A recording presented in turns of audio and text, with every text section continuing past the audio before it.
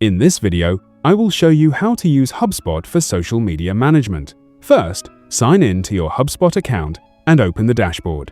From the top menu, click Marketing, then select Social.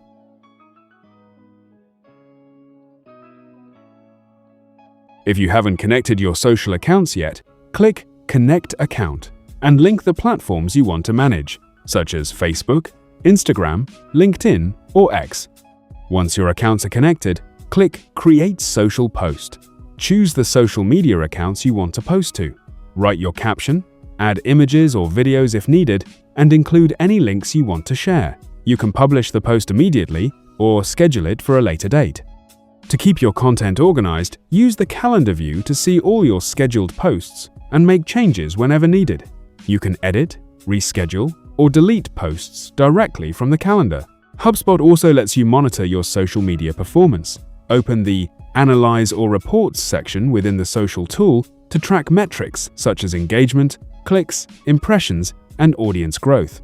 Reviewing these insights can help you improve your future content strategy. That's how you can use HubSpot for social media management. If you found this video helpful, subscribe to our channel.